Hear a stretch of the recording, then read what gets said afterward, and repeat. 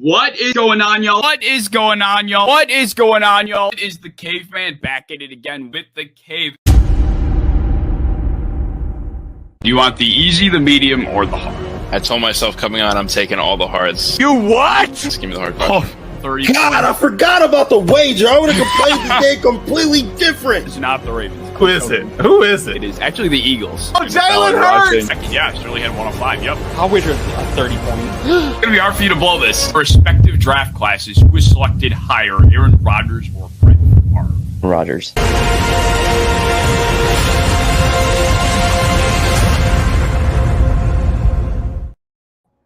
What is going on, y'all? It is the Caveman back at it again with the Cave every Tuesday at 8 p.m. Eastern Standard Time. I take to the airways with one fantastic guest, and we discuss the recent events in the NFL. And we have been spoon-fed content week after week, and it's almost getting a little bit too much to consume and almost kind of annoying to an extent. And we'll get into all of that in just a second. But I'm very excited to welcome Ian Wharton from Pro Football Network. Ian, how are you doing tonight, man? I'm good, man. I'm excited to join you. We're kind of in like that point in the season where it's like, I don't really remember the start of the year. I can't really see the end of the season in view yet. We're just kind of in that lost in space where it's just kind of week to week, and it's pretty awesome actually. Like I get kind of sad at the end of the regular season because we're not going to see like half the teams, and the playoffs are always exciting, but I don't know. There's just something about having all these games to watch every week, and college football still going strong. So I'm good, man. Yeah, absolutely, man. I appreciate you taking the time to join me tonight. It's going to be a really good show, and I'm looking forward to it. But if you're not exactly familiar with Ian, you better get going. He is a fantasy/betting analyst for the Pro Football Network, like I mentioned. He was previously an eight-plus year independent contractor doing his own thing, and I really wanted to highlight that fact just for the simple reason that's commitment that is very admirable. So I definitely wanted to touch on that, and just, if you want to explain your journey to this point just a little bit and give some insight what it takes. Yeah, man. Just been through it all. I started out with Bleacher Report, which is an awesome opportunity. Worked with them for a few years, left to go do some more type of just really a little bit of everything and anything. Did some draft work, did my own little projects, did a lot of freelance stuff for sports betting, started getting involved with the betting and fantasy communities. Mm-hmm. I've probably written for everyone from Complex Sports to to BR to Sportsbook Review to Fansided, Roto Grinders, everyone, man. So everywhere and anywhere I could get exposure and get some work, and just try to get my own experience and try some new things. Like I think that's probably the biggest thing in my story is I just always said yes and wanted to try new things and put myself out there. And some things stuck, some things didn't. Went back to BR, and then PFN worked out. I'm super excited to be with them, and it's been a really great experience so far. So people that are trying, there's not a lot of full-time jobs out there, but sometimes that works better for people too. Like that, there's advantages to both. And so I'd say if that's your goal, really just branch out and do a little bit of everything, even if it's totally foreign to you. There's a lot of different avenues that you can go, and a lot of it just takes your own unique voice. That's the biggest part of it, is finding your own kind of niche and that voice that you have, and just refining it and continuing to work on it, and then continuing to do also like the big things, right? Like do the big marketable things while you're at it. Yeah, 100%, man. And, you touched on a lot of things that, I echo within myself while doing this whole thing, is just, remaining consistent, always looking to explore new opportunities, never turning anything down, and just getting out of your comfort zone and finding what, makes you different from the rest of the crowd. So, you touched on so many sentiments that I echo myself, and I really admire your journey, because when I saw that, not to be a creep, but, I like to know who I'm having on to an extent before I ask. And 8 years is one hell of a road, man. So congratulations to you to the point you've gotten to now. Thanks, man. Yeah, it's cool. And even just to kind of back that, it's like I always say yes to opportunities. Like even if it's like a podcast, I've done it podcast with probably like 3 people listening. It doesn't matter. Like one, we're just talking football, so like it's just fun. Second of all is like, I always try to help out other people. People have helped out me, and so it's definitely an industry like everyone knows each other. So I think that's one thing that I've definitely learned over my time, because when I first got on, Twitter was pretty young at the time, and I was pretty young. I think I was probably 21 or 22 at the time, something like that. And so it's real easy to take things in a different direction when you're young and dumb and you don't really understand like the the impact of social media. But I'm telling you, I've made good relationships over this time, and it's paid off a lot in a lot of different opportunities. Totally. Yeah. Relationships are huge. And with the connection social media brings, it's, the possibilities, as cliche as it may sound, are truthfully endless at this point with the whole internet thing. And that's what brings us here today. So let's get right into it. And we're going to get to the recent cave paintings, pretty much just recent news.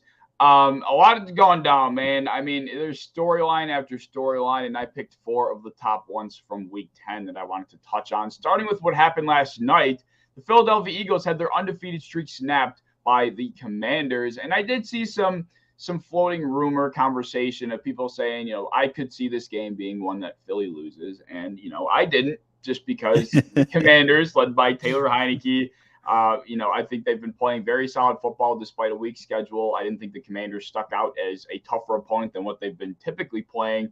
But the Commanders really bullied them in the area of the field that the Eagles have been bullying other teams, which was, in the trenches, the offensive line, the defensive front. They took Philly to the cleaners up there, and, the strength, time of possession won that game. Were you shocked by this outcome? What were your thoughts going into it? Yeah, I mean, I wouldn't say I was like totally floored, but I was close to taking the Eagles minus the points. They had 10.5 points, and I really went into that one saying I was really on the edge. And so I had more confidence in Philly. I didn't think Philly was an unbeatable team. I still think they were my favorite long shot entering the season, but at the same time, they still have real limitations, and they still have to play a very specific style of football to win. They're very talented. They probably deserve to win that game when you looked at like the missed calls and some really tough self-inflicted mistakes down the stretch. But that's the game of football. Weird stuff happens. We've seen that throughout this season more than any. I mean, it's with the unders constantly hitting, with the upsets hitting. I mean, it's looking at some of the stats coming out that NFL communications will send out weekly. It's just been an unprecedented season with close games and seeing these upsets too. So surprised, certainly. I thought midway through the third, Philly's about to come back. They're just about to make this an ugly game. And it just didn't work out that way. And hopefully this is actually a really good moment for them to kind of get back on track and those, kick out those self-inflicted mistakes. So hats off to Washington. They brought it right away, and they kind of made that statement in that first half. And that's why we love the NFL, though. 10.5 point, underdogs winning on prime time. I mean, you really can't ask for more out of entertainment. Yeah, from an entertainment standpoint, it certainly is fun. But when you're trying at least to put money on it to some extent, it's been a frustrating year. I think I speak for a lot of us when I say that. Before we continue, though, Dan, it's awesome to see you in here, man. Pokemon has a question that I do want to touch on regarding Washington. I'm sure you saw the statistic. The 2020 Pittsburgh Steelers that were 11-0. I didn't know it until I saw the stat, but it was the Commanders, or at the time the football team, that took down the Steelers. But at the same time, these were, the football team at that point was, I think, a lot stronger. And while at the same time, I think the Eagles are a lot stronger of an undefeated team than the Steelers were at that time. So I don't know. Maybe the Commanders, just the way they play football, and they've always been good in the trenches, especially in the defensive front. It's that's always one of the biggest tough points for opposing teams to handle, for lack of a better term. A monstrous defensive front with good pass rush and stopping the run game, which the Eagles are obviously good at. That's been the formula for teams taking down superiors, throughout the season. But quick note that I did want to touch on, because you mentioned how insane this year has been, in terms of unders hitting and underdogs winning games that you just never expect. I've been saying it like every show, but the parody is so fun, but it's almost, like I kind of alluded to, annoying. It's really annoying. There's just no predictability anymore, and it's making me overthink everything. The games that I think I would typically just choose, without thinking about, I have to sit there and overthink. And then the games that I think I have to overthink, I don't have to overthink. It's just a reoccurring process. I was fantastic. I was so happy with I do game picks every week, and I keep track. And I did so well last year. I'm going into this year, sports betting in New York wasn't legalized until the tail end of last year. So I'm coming into this year like, I'm going to kill it. I'm ready. Yep. And it's been a slaughter fest, and I can't, I can't, it's frustrating. But like you mentioned, from an entertainment standpoint, it's been fun. I can't lie. I won't be too old of a man. But all right, we're moving to the piece of recent news that I think was also very not flooring, but Jeff Saturday coming out after the big debate about whether or not he should have been hired or if it was right that he was hired. He wins his coaching debut. The Colts go out and take down the Las Vegas Raiders. I thought the Colts were going to win this game the whole way just because they get a spark in an interim head coach. And I feel like interim head coaches have a near undefeated record in the following game that they get hired. It seems like it's almost a lock every time. And Jeff Saturday's Colts, against probably one of the only other teams that are as much of a dumpster fire, take down the Raiders. Do you think, what were your thoughts on the Jeff Saturday hire in the first place? Yeah, I mean, unconventional, but it's a free look. Is it weird? Yeah, absolutely. Like, we're not going to see that too often, but it's one of the weirdest owners in the NFL, without a doubt. Would I have maybe liked to have seen like Reggie Wayne or someone like that get the position who's already in the house? Yeah, that probably made a little bit more sense. But ultimately, he's going to get the end of the season. I don't know that it leads to anything more than that. Worst case, you fire him, it's more of a dumpster fire. You end up with the top 5 pick. Best case is, well, maybe you found yourself like the next hot guy, the next hot thing at head coach. We'll see. As soon as they said Matt Ryan was going to be active, I was like, okay, they're going to keep trying to win. Like, Saturday's actually going to be pushing to keep this job. And then I was with you too. Like, once he's active, I was like, okay, he's probably going to be at least, starting this game, and gives them a heck of a better chance than Sam Ehlinger. So it was a cool game. It was just cool to see for him. For Vegas, I mean, just a disaster, continuing to be a disaster. They continue to lose in one-loss games. I don't even think they're that bad of a team. But when you keep losing by one score, it's kind of like, okay, are you going to be like the regression team next year with a decent offseason? Maybe they will be. Cool to see for the Colts. Cool to see for Matt Ryan, really, honestly, getting a little bit of a redemption win moment for him. But it may be inconsequential. I have a hard time believing they're going to promote Saturday to full-time after this. I don't know. I almost feel to that last point. I almost think just because of the randomness of this hire and Jim Irsay going out of his way to do something so unconventional, I almost feel like granted he's nuts, we know that, but to make a decision so drastic like that, I don't know. I feel like you almost got to stick with it. And, I just, if Jim Irsay was going into it, not putting much thought to the long term, I think he very easily could have just turned to the DC, the OC, just someone else, quarterback coach, whoever, and just said, do the job, just finish the season, and we'll get a draft pick. That's the way, the way I'm looking at it. But it feels like just based on this hire and the way he went about it, he truly thinks that this guy is the answer. So in my opinion, I almost think that they're going to stick with Saturday, whether or not he kills it. I think there's a high probability that he does relatively well. The roster's not awful. No, this should have been a good team. Yeah, I was scared of the Colts as a Bills fan. The matchup difference. But yeah, I mean, I don't know. Just to me, it seems like a hire that actually could end up being the long-term answer.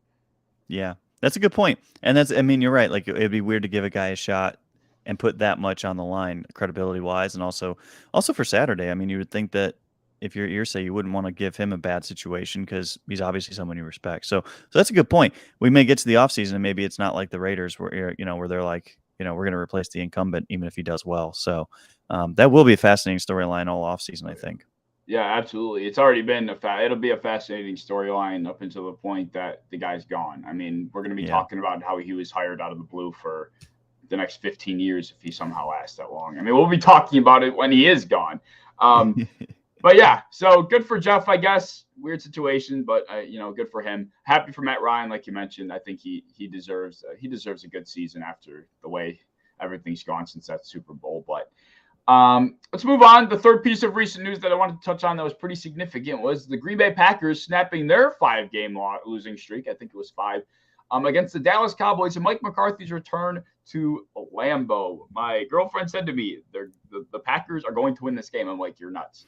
You're nuts. There's no way. I mean, I for one have believed in the Dallas Cowboys for the last few weeks now. I mean, they were an efficient football team with Cooper Rush at under center, and I'm thinking, Dak comes back, you add that elite defense to quarterback that's consistently ran a high-powered offense.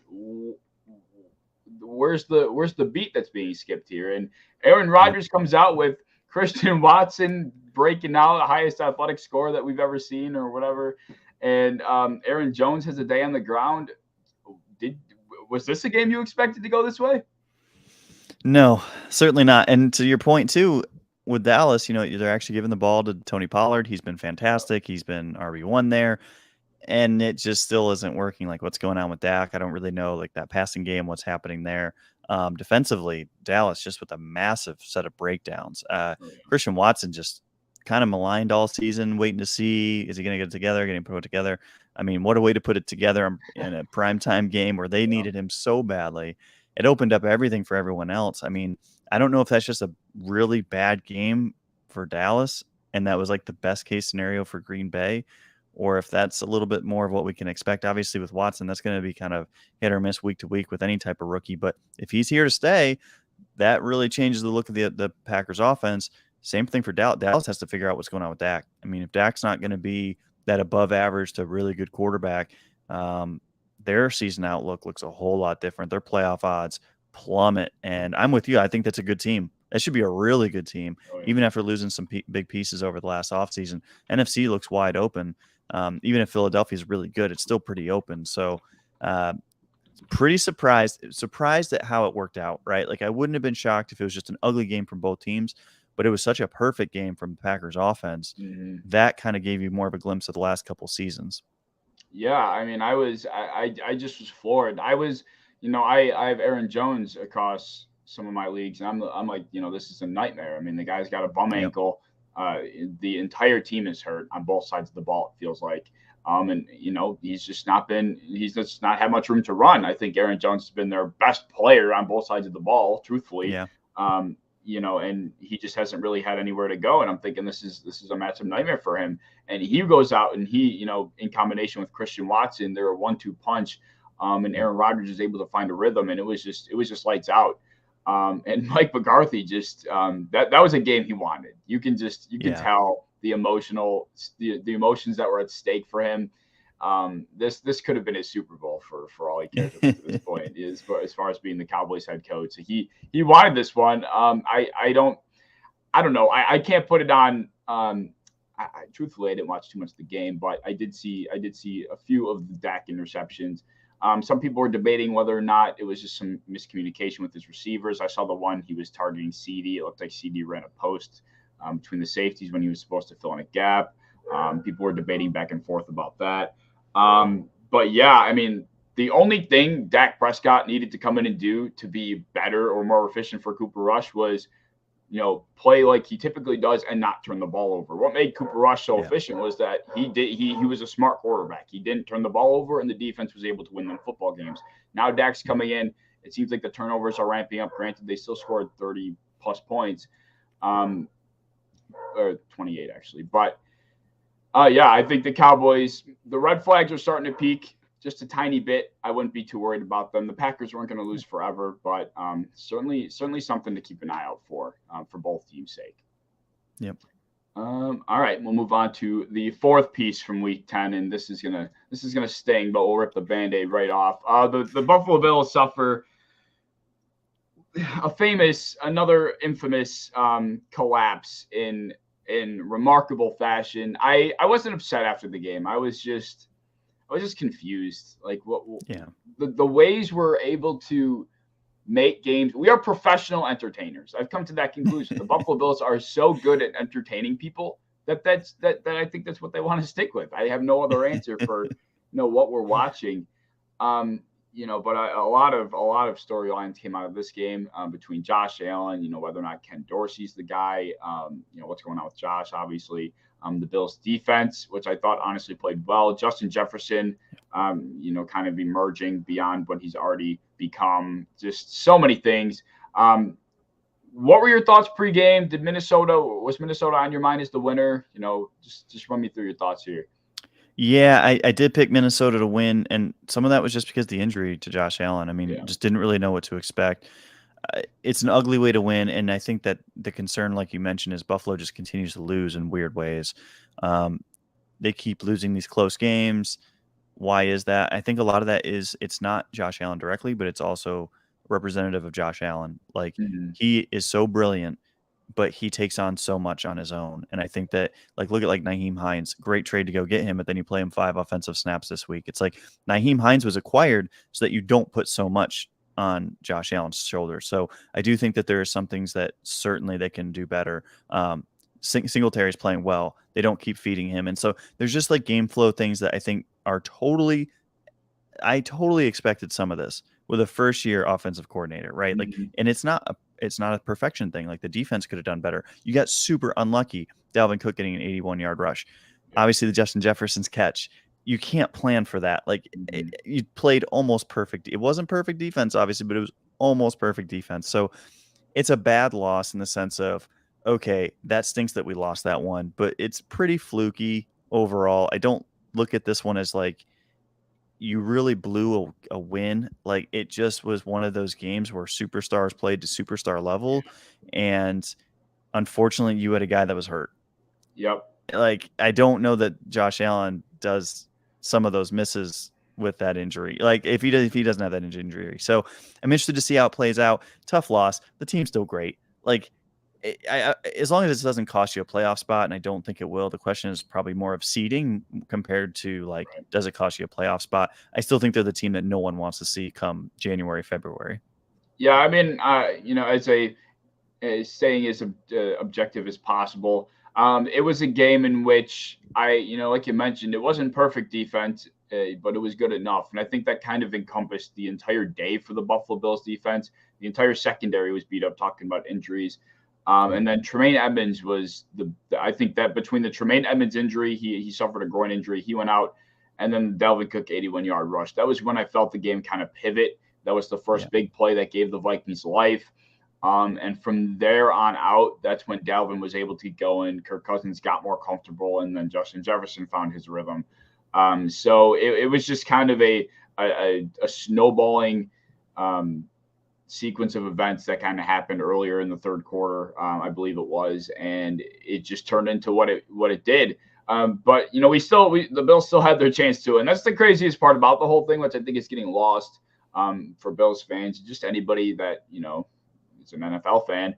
The Bills collapsed in such a fashion, yet still had an opportunity to win this game twice. There was 2 opportunities they could have finished this, and they couldn't. That of course is a concern to an extent, but while at the same time, against a 7-1 team, you had to do everything wrong. You had to put yourself in the worst scenarios and have the worst, some luck involved, but very bad things happen to only lose by, what was it? Well, 3 points, right? I can't remember exactly the score, but I mean, there's positives and negatives.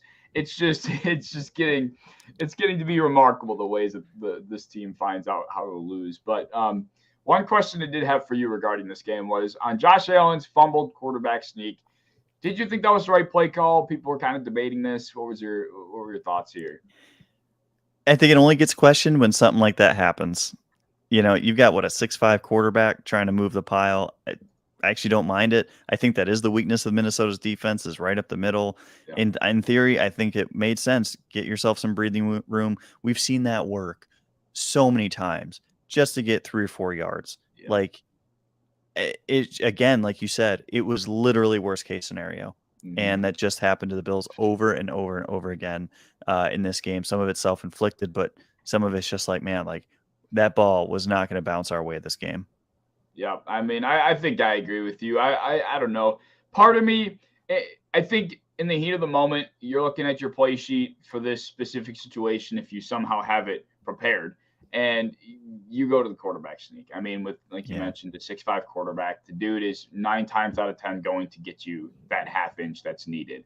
But I guess in hindsight, if you really were looking for perfection, which we can't expect from Ken Dorsey in that type of heat of the moment, you go with what usually has the type of effectiveness, like the quarterback sneak does. But I guess the only other thing I could have thought would have had a slightly higher probability of working without such risk, just because of the way the Vikings got on top of Mitch Morris and Josh Allen. They were all in there. So some people were saying take the safety too, which I don't even think would have worked. They would have been down by 2. The Vikings were moving the ball enough to get into field goal range anyway. The Bills defense was stiffening up when it got, inside the 15. So they still would have won the game. So the safety, I think, was a null point. But back on track, I think, maybe just having Josh in shotgun, roll him out, he could throw it away. I mean, the guy's not getting sacked there. I think worst case is something technical, I guess, like that can go wrong.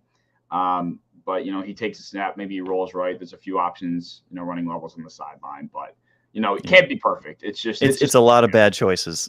Whenever you're in that situation, everything's a bad choice. You're right. I mean, like you said, it was only questioned because it went wrong. I mean, nobody's talking about it if it doesn't. So you make a fair point.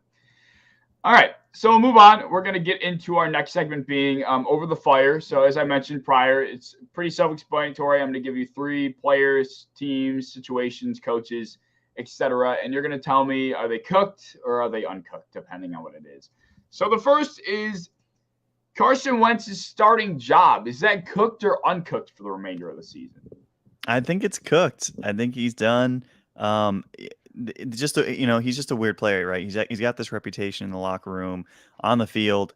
The fact that Ron Rivera said earlier this season that our problem is at quarterback, and he tried to clarify that, but it's like, you just don't say that. Like, no one says that ever about their starting quarterback. Like, you would never publicly acknowledge that, especially right after you traded for him.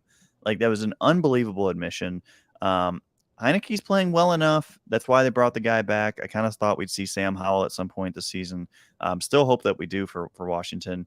I just don't really see a reason. Yeah, he's has like higher highs than Heineke, but he also has lower lows. And it just didn't seem like the team had fun playing with Wentz. So I think he's probably done. Yeah, I mean, I think the biggest thing to Heineke may not be his play per se, but it's just a contagious attitude that he has. It fires this team up. We saw it against the Bucs. When we first got a chance to see the guy in action, and I mean, Chase Young's grabbing him by the neck and pointing at his name. Like, this team was fired up to see him, come up big in these moments. And to his credit, he's great in high pressure moments. It's ironic. But I don't think, we kind of saw the Taylor Heineke full-time starting experiment last year after Fitz went down. I mean, that's essentially, although you don't plan throughout the offseason to be the starter, that's about as close as it's going to get without being named the starter prior to the season. And they struggled. Heineke's inefficiencies, I should say, are going to get in the way. So I think, with the expectations this team has in comparison to last year, I think it's honestly a good fit. They're not expecting much. It gives the fans something to watch. The team is rallying around them. And I think the defense is playing well. I think they're slowly but steadily getting back to that form we saw them in 2020. And they're getting Chase Young back. I'm not sure if he's going to play, but I'm pretty sure he was activated. So that's also just a humongous plus for a defensive front that's already extremely good. So good for Taylor Heineke, I guess. The guy always finds his way on the field. He's kind of worked his way into that niche handful of backups that no matter what is finding his way on the field. Every single year, there's some way he's finding himself out there. And funny enough, it happened to the other guy that's kind of the ringleader of that handful, being Fitzpatrick, and then Heineke came in. But anyway, cooked or uncooked? Second candidate, Josh McDaniels and his job. Is that cooked? Uncooked? I'll say uncooked. I think part of it is like they do keep losing one-score games. We've seen how many draft picks that previous regime just continued to miss. Like, so many first-round picks blown. I don't think that Mark Davis brought in McDaniels with a plan of having a short leash on him. I think he would have kept the previous coach in, especially to go to the playoffs, and that it seemed like there was a tough decision for them. And I can only imagine it's just almost like McDaniels was almost like damned if you do, damned if you don't, because of the previous stakes. And I don't think he's necessarily done a great job this year, but like, I do think that he figured out the identity of that team after their first couple of games. It was to go through Josh Jacobs and just absolutely rely on him. As soon as defenses changed, he didn't have the tools to really compensate for that. Some of that's Cooper Kupp's or not Cooper, Hunter Renfro's injuries. Some of it's Darren Waller's injuries. Like they played 43 snaps with their starting playmaking core this season. So I just look at that offense. And I'm like, yeah, you probably should be doing a little bit more, but like it's really tough when your major acquisitions over the offseason, like Chandler Jones has been totally MIA, just stealing checks out there for Vegas. And I think it's really tough to overcome that. And then you've got so many missed draft picks and, you're releasing a former first round pick, Jonathan Abram, in like the middle of the season, like just kind of speaks to like, they're just trying to get rid of a locker room that was not saying these guys are bad, but just like guys that weren't their guys. And they were already kind of lower end talents anyways.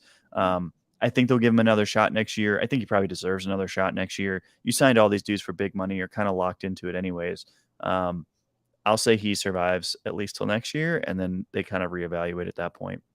Yeah, you definitely gave it a new light. I mean, like most people, I think Josh McDaniels just isn't the guy for this job. Prior to the year, he was already a questionable hire. I mean, people were looking at this hire for the Raiders, and you go out and get Adams, you bring in Chandler Jones, supposedly one of the best offensive units in the league.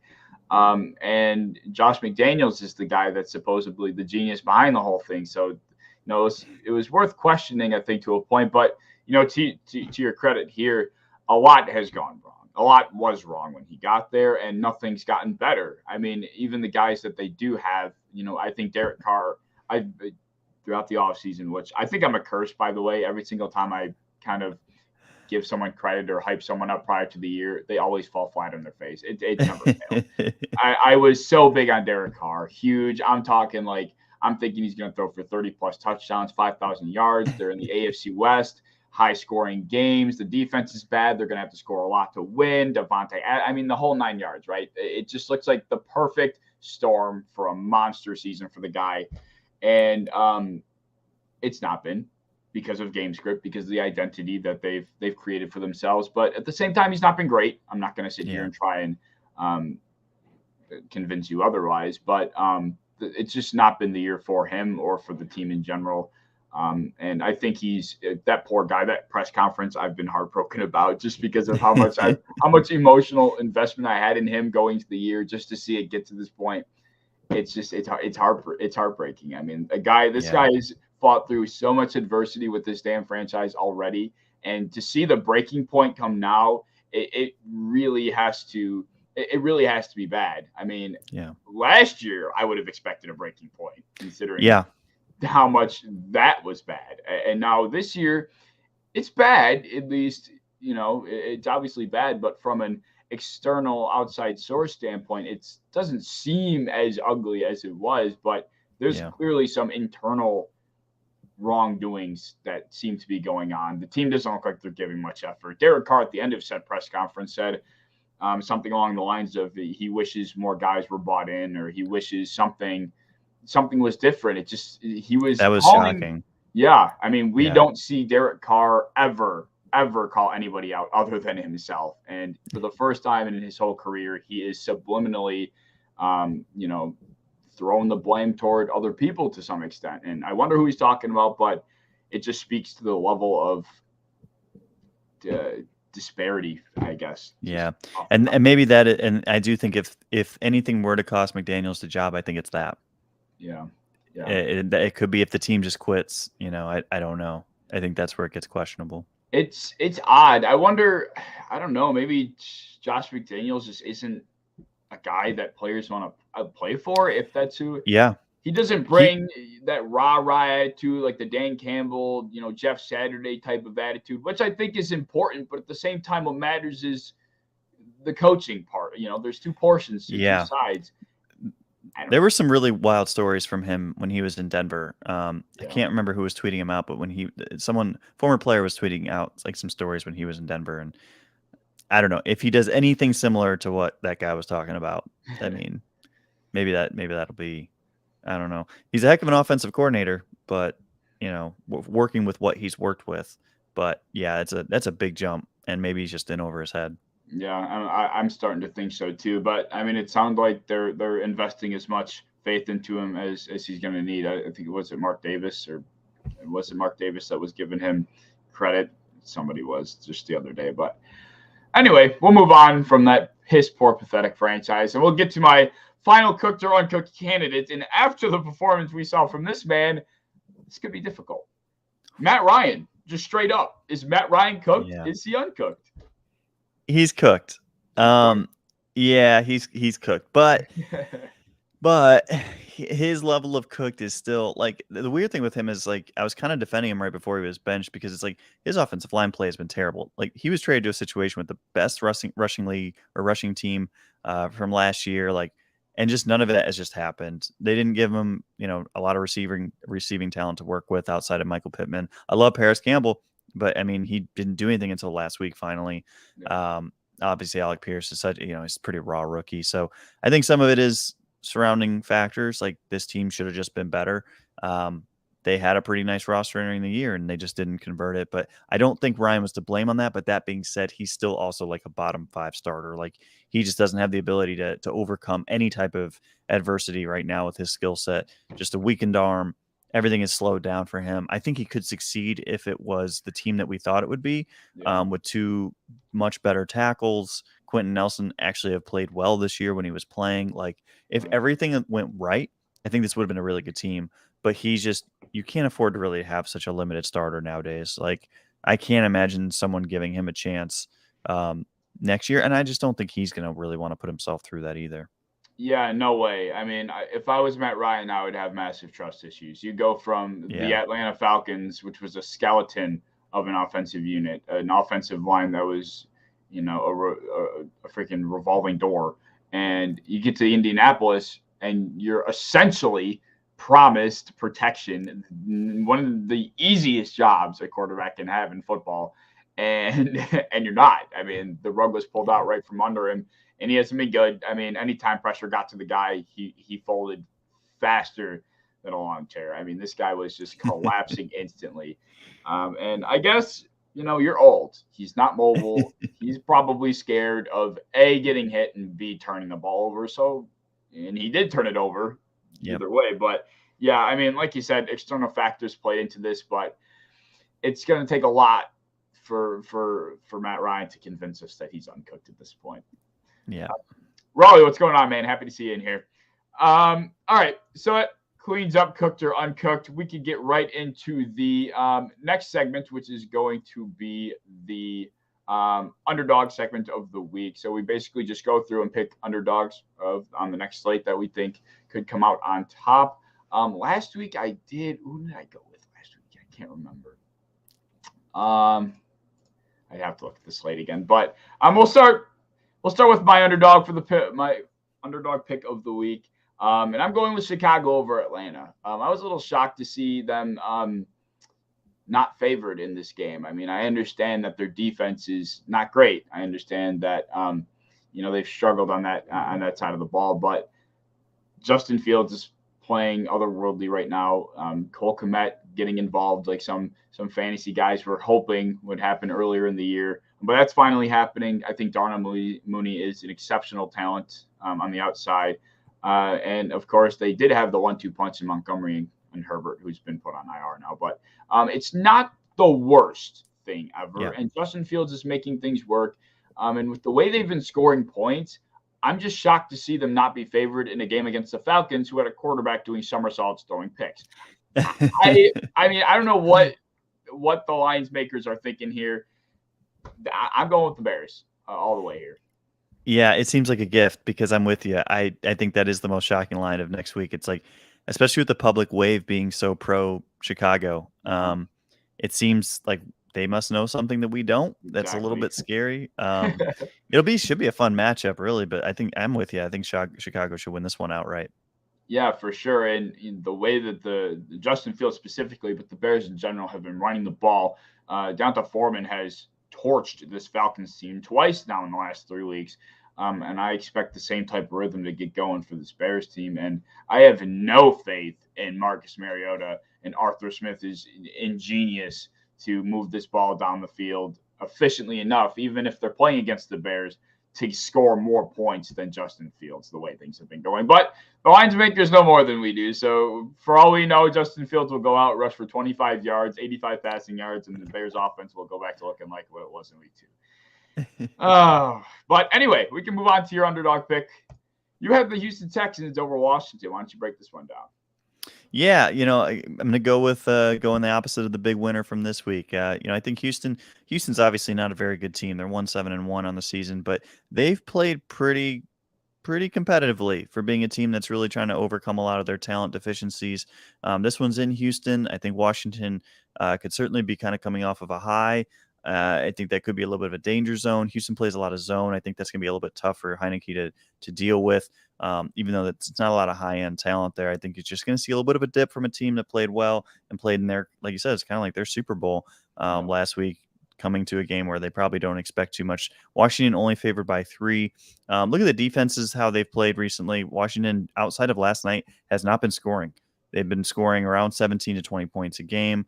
Last night was really their first breakout. Houston, they've been, they're not good, but relatively looking at their offense and defensive performances, they're kind of like a bend don't break team.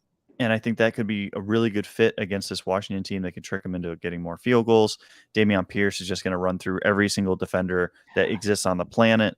I think that much is very clear. Just line them all up. He's literally just going to run through them all as he tries to break the broken tackle record, which I think he's on pace to actually break this year.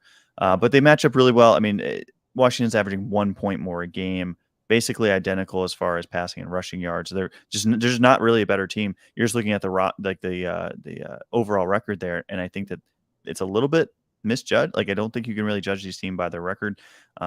So it's kind of a long shot, but I like the return on this one at plus 142. Yeah, I mean, I think it's a perfectly fine pick considering the parity of the league that we were touching on earlier. I could easily see a team like Washington riding a high going into a week against a team that is certainly nowhere near the caliber of the Eagles and just falling flat on their face. I mean, like you mentioned, the offense has not been scoring points. And to the Texans' credit, they fought against the Eagles for about 2.5 to 3 quarters 2 weeks ago until Davis Mills threw a bad interception. But still, I mean, they were fighting. Dameon Pierce was, running right through that defensive front, which has been very, very stiff as of late. So if he's able to get going, they brought in Eno Benjamin today, who was surprisingly cut from the Cardinals. So I'm sure they'll probably try and work him in to some extent. So just a little bit more help on the ground for Davis Mills and Nico Collins. I like him outside a lot. I think Brevin, I was surprised to see, I'm surprised to see Brevin Jordan not as involved as I kind of was expecting him to be this season. But you know what? Any given Sunday, the Washington football team or the Washington Commanders could easily come into this game riding a high and fall flat on their face against a team looking for a Bryce Young. All right, so that will wrap things up for that segment. What's going on, guys? Oh, Raleigh has a question, which honestly fits right into the next segment, which is the Q&A segment. And this is the time for anybody that's watching to go ahead and drop a comment with a question you may have. And Raleigh says, with the weather, which is supposed to be pretty bad this coming Sunday, for the Buffalo Bills against the Browns, is that going to bode well for the Browns more than the Bills? I don't know that it does. I think it probably ends up similar to last week for Cleveland. You're just facing way too of explosive an offense, and I think the problem for Cleveland is that they continue to lose on the margins. Like, they make bad turnovers at the wrong time, and that's what happens when you have first of all, defense that's been pretty beat up in the secondary. Second of all, you've got a backup quarterback playing 11 games. So it's just that Watson suspension just absolutely crushed Cleveland, and you've seen this was supposed to be a defensive first team that relies on that running game to kind of grind games out. It's not the type of games that they've been playing all season long because that defense hasn't been where it's needed to be. I think Buffalo wins pretty comfortably. Nick Chubb is going to get his just like he did last week. Yep. It might be one big run like Dalvin Cook had. And then maybe there's some effective runs, but I'm not looking at this one as saying like Buffalo's in any type of real danger here. Yeah, I don't think so either. I know, a good portion of Bills Mafia is a little bit uneasy considering the circumstances going into Sunday. But, this is a game where now, you looked bad for about the last 7.5 quarters or so. And, you got to come out. You got to win this game. You got to take down a team that your divisional rival just implanted into the ground 6 feet under. I think the Buffalo Bills come out. Ken Dorsey has a game plan, really prepared for this type of game flow. We see the ground game worked in more. You don't want to get into a situation where Myles Garrett and Jadeveon Clowney can really start to pressure Josh, considering the way his mental state has been lately with that elbow injury. This I think will be a game where the Bills get right, and I'm not too worried about the weather personally either. All right, so any more questions? If you guys have it, feel free to drop them below. But I do have a couple questions for you.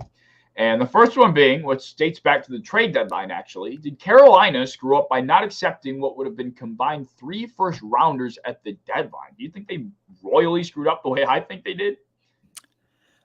Yeah, I think they probably did. I mean, I love Brian Burns, but I think that the Rams are a bad team. And I don't think they're not going to be a bad team. They would have still been a bad team, even if they had Brian Burns. They have a bad quarterback. You literally, Matthew Stafford has been bad the last calendar year, throwing more interceptions than touchdowns. And now you've got this weird injury stuff with his elbow and then concussion. And they just have really no way to improve themselves. And if that would have further stripped them down with picks, it probably was a mistake. And I hate saying that as someone who is just an absolute huge Brian Burns fan. Maybe it doesn't. The way it doesn't is if they can get a top quarterback, whether it be via trade or in the draft, and they can quickly rebuild this thing with the right head coach. But the margin for error on that is very small. Usually the answer is take the picks. Yeah, I know some people the reason I ask is because, I of course, as I usually do with 99.9% of my opinions, put it out there on the internet. And I see people saying, oh, it's, they didn't take it. That's stupid. They're for 2024, 2025, or whenever the picks were. I don't care. Who cares? This Carolina team has a very solid young core. Yep. But everybody has a price. Every single player in this league has a price. And if you have the Los Angeles Rams staring you in the face, telling you we're willing to sell our future even more, give you two freaking first-round picks. Like you said, Brian Burns, excellent pass rusher. I wouldn't say he's tier 1 quite, but he's slowly getting there. The dude's young. He's been dominant. Yeah. He deserves a lot of credit. 2 first-rounders, though, we're talking about this is franchise changing draft capital for a guy that is a cornerstone, but I think 1 first rounder. Bradley Chubb went for 1 first rounder. It's you got to pick and choose here. And even DJ Moore was apparently fielded. They fielded a call for a first rounder. I'm not quite sure from who, but once again, another guy that can help a young quarterback if you go out and draft one. I understand that perspective, but these are first-round draft picks we're talking about. You can find a rhythm. You can hit with your front office on these selections, and, you're changed forever. You are changed for the betterment of the next 10 to 12 years. So I thought they screwed up big time, and I was just dumbfounded that people were arguing otherwise, and which led me to ask. All right, so we'll move on to question number 2, and this is kind of we've covered this a little bit, but definitely want to touch on it a little bit more just because I'm a Bills fan. So what is wrong with Josh Allen and the Buffalo Bills offense? What do you think it really comes down to overall? Well, I think it just becomes not relying on others to do more. I think that's the biggest thing, and that's just a structural problem. I think it's too easy just to rely on Josh because he makes it easy. And if you're going to let him just kind of play into that, I don't think it's an ego thing. I don't think it's a negative on Josh Allen at all. I just think when you have the ultimate playmaker, why do more? Why not, just let him do his thing? And I just think it has to be a collective mindset that this team and he need to embrace, hey, we really don't need to do this every game. This is what's going to happen if we do this every single game. As wonderful as it is to watch, it's just not sustainable. And it might get them a Super Bowl. He's going to have to do that in the playoffs at some points, but you really want to develop, the regular season should be about developing other things so that we're not just a Josh Allen team. We have a good, talented running back. We have really great receiving depth. Figure out ways to maximize that. So I think that's what's wrong with it. But also I would hesitate to say that this is still one of the most powerful offenses in the league at any given moment. So I think it's just a matter of weird timing and bad mistakes, making it seem like there's more issues than what there really are. Yeah, I mean, I definitely agree, man. It's really, you put it well. What did you say? It's bad mistakes, bad timing, something along the lines. I think that describes what's been happening perfectly. Between all the injuries, on the defensive side of the ball, and they're not playing as stout as they've been. I mean, honestly, looking at the course of the season as a whole, the Bills have won games. The offense looked pretty explosive, exciting. The defense, though, has made these games, wins for the Buffalo Bills at the end of the day. I mean, against the Rams, weren't they tied at half in week number 1? I mean, Yeah. and the Bills turned the ball over twice. They easily could have been losing to the Super Bowl champs in that game. And as weeks went on, I started to realize, like, this offense is fun. They're explosive. We're looking good at points, but we're still finding ourselves in these moments where we stall out for a drive or two, which gives the opposing team an opportunity to get a leg up on us. And that's what we saw last year. These same kind of tendencies, just to suddenly go on these exploding drives for the first few, for the first couple quarters, and then kind of at the beginning of the third, entering the beginning of the fourth, we just kind of don't do anything, and we let teams hang around. It happened with the Packers. If we saw the same Packers team that the Dallas Cowboys saw, we could end up blowing that game the same way we blew it against the Vikings. This against the Jets. I wouldn't say, I don't even know if we had a solid handle on that game at all, but another team that we let hang around that had no business being on our field, and it cost us. Same thing with the Vikings. The Vikings were dead. I mean, if we're being honest, they were dead, lifeless. Yeah. Trey Edmonds goes down, Cook has that run, and suddenly, they have some spark. But that shouldn't have happened. We should have scored more than what we did in the second half. So that game was over. I mean, the 4th and 2, people were saying we should have taken the points. I'm full go there in that situation. It was a 4th and 2. You have one of the most high-powered offenses, one of the best quarterbacks in the league. You go for that. Taking the points, hindsight, definitely could have been the better move. But I think something, in my opinion, with the Bills that we haven't seen is the Josh Allen designed runs. I mean, I get it. He's injured right now. But just as a whole throughout the season, it feels like Ken Dorsey has been trying to really get away from that. And I think that's his attempt to take the burden off of Josh. I mean, that's good. But at the end of the day, you need 2 yards on 4th down. You need a yard on 3rd down.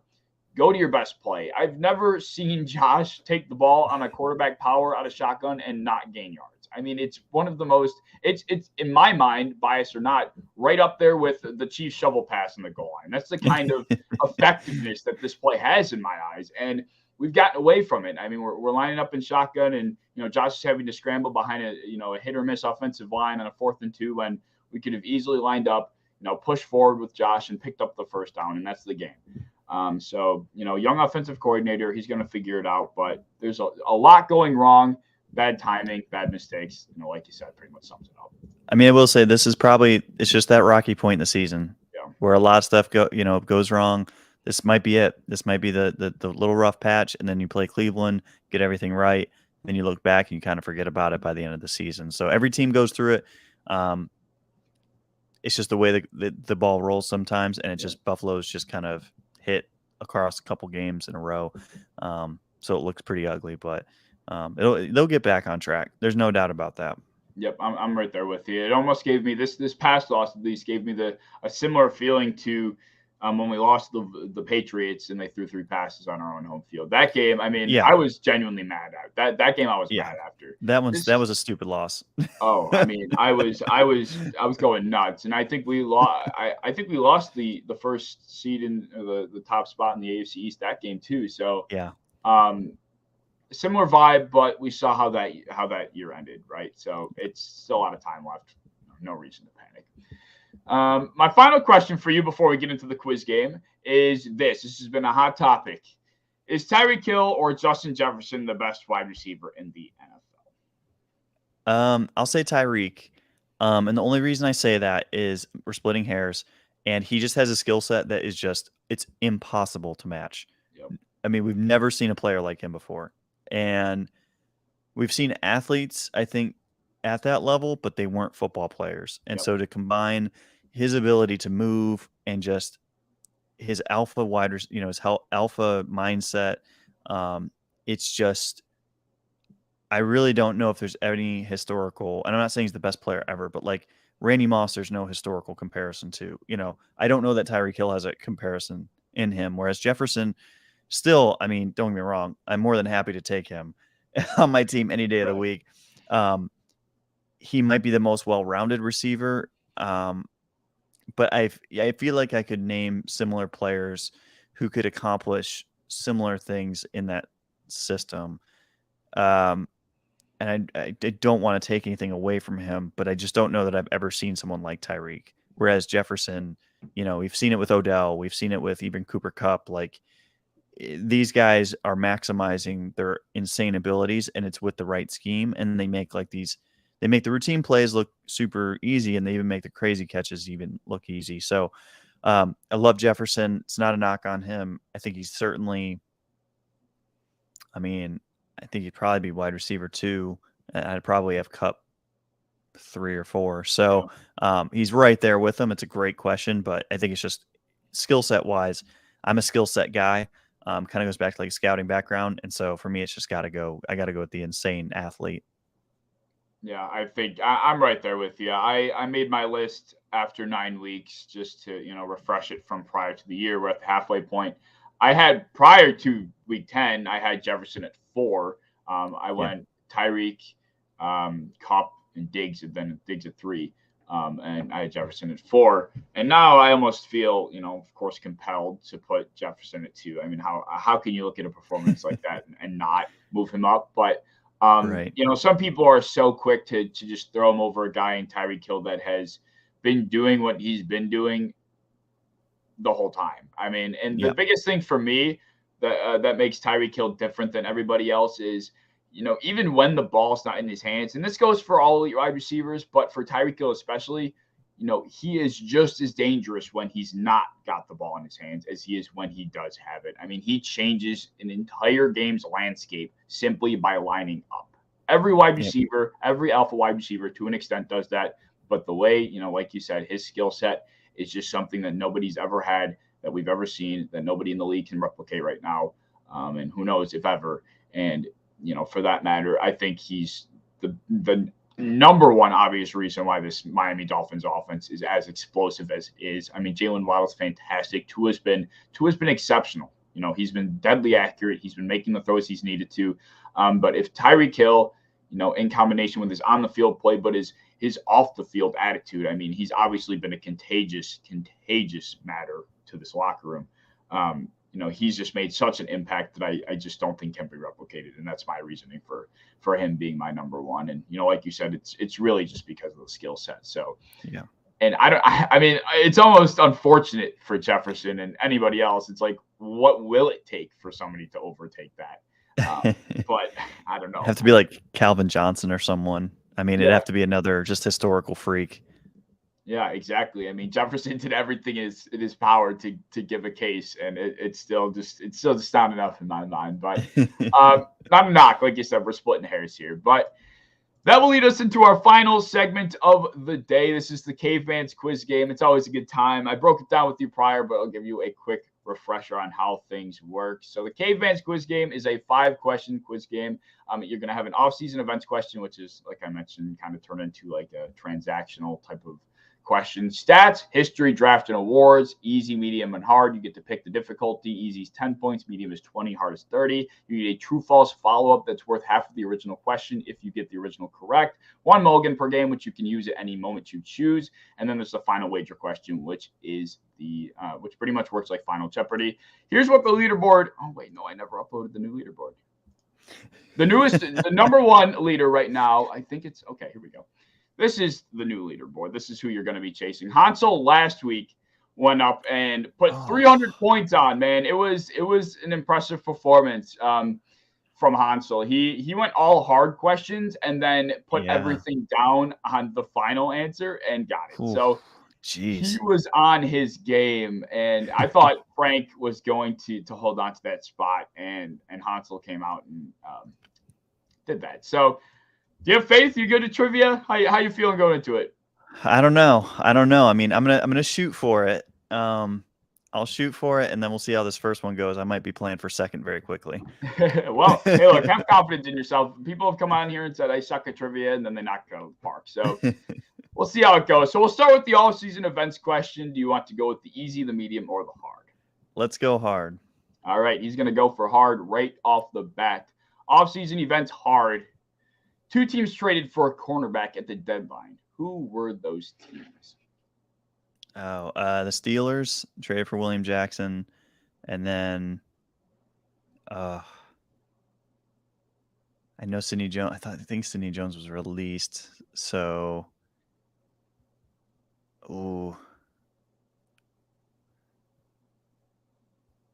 crap.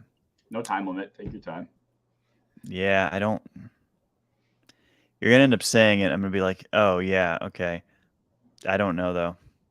It's going to be Rashad Fenton was traded from the Kansas City Chiefs to the Atlanta Falcons. So it was the Falcons. Well, yeah, it was the Falcons that traded for Falcons getting him. For the cornerback. But yeah, I wouldn't have gotten that because I totally forgot about him. But now that you say it, it's like, okay, yeah, I remember like barely seeing that. Okay, I don't feel bad about missing that one.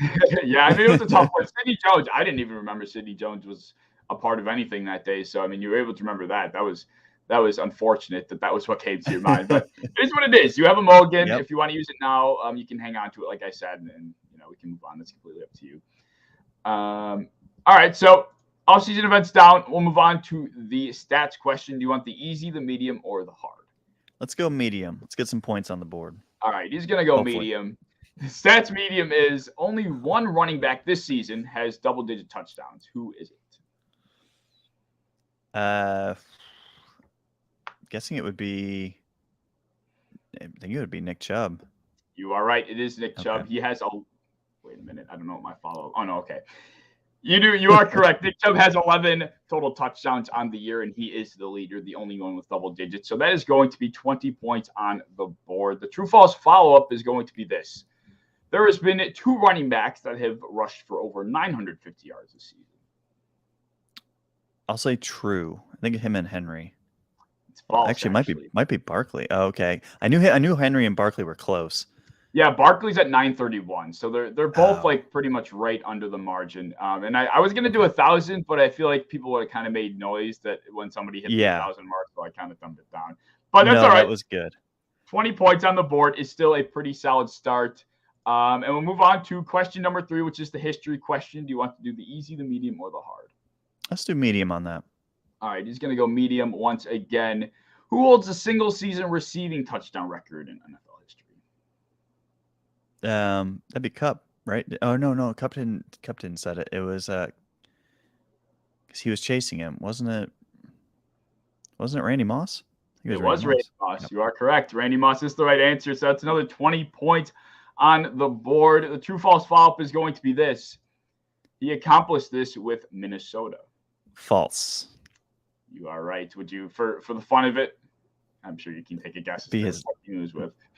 Yeah, be his legendary season with the Patriots. You are correct. So that is another 10 points. So that's a total of 50 points on the day so far. So you're getting into question number 4 with 50 points. Not the worst. Like I said, you have your mulligan. You can go back and use it at any point.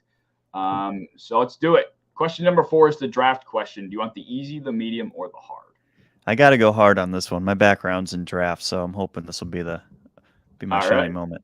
Here we go. So your hard draft question is going to be this: name 2 of the first 3 tight ends drafted in the 2022 NFL draft. I think Greg Dulcich. Oh man, it was such a bad tight end class.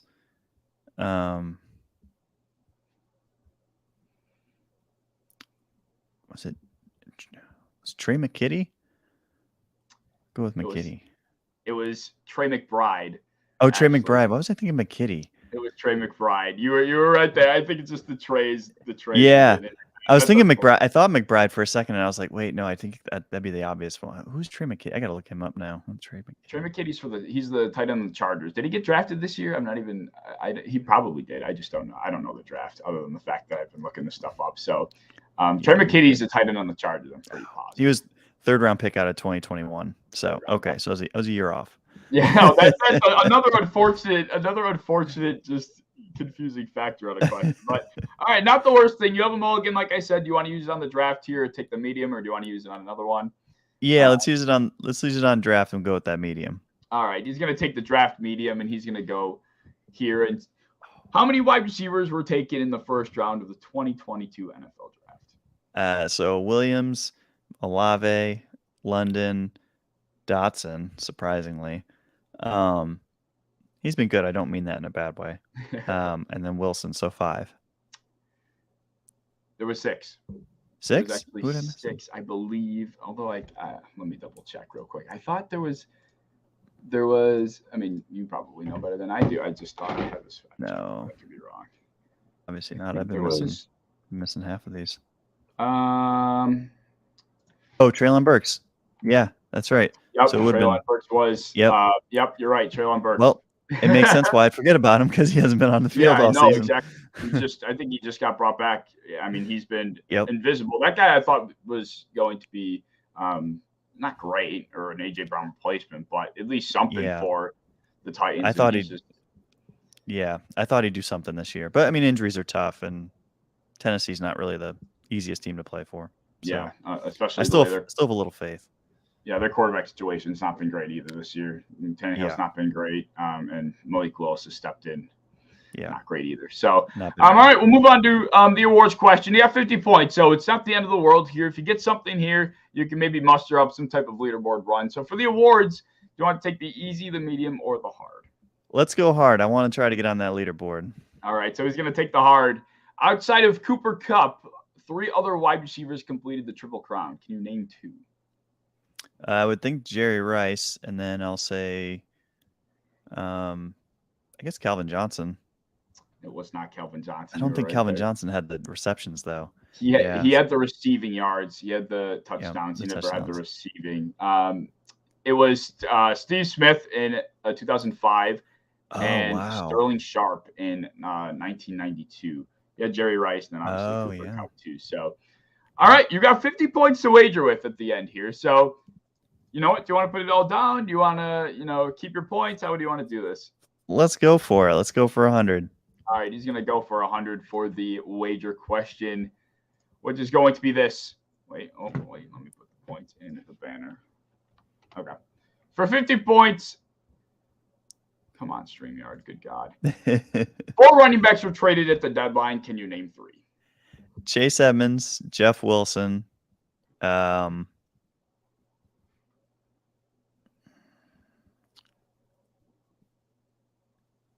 It's interesting. I know both the Dolphins ones. Oh, Nyheim Hines, who I mentioned earlier. Nyheim Hines. I was going to say we already talked about him earlier in the show, so I was pretty sure you were going to knock this one out.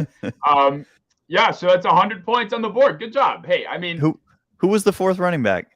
It was Chase, Zach Moss in that same transaction. Oh, that's right, Zach Moss. Oh, of course I'd forget about him. See, it's the guys that just don't matter. I forget about. Sorry, Treylon Burks, Zach Moss. I'm not sorry.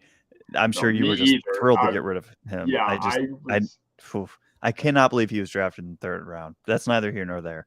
Oh, wow, you have some Zach Moss beef personally? No, he just wasn't a good prospect. You could just watch him in college and be like, oh, you're not a good NFL player. It's just one of those things where it's like, I'm not confident in all my takes, obviously, but that was one of them where I was like, Zach Moss is not an NFL running back. So yeah, we figured that out here in Bill's country very quickly. He became, unfortunately for the poor guy, he became public enemy number 1 at points.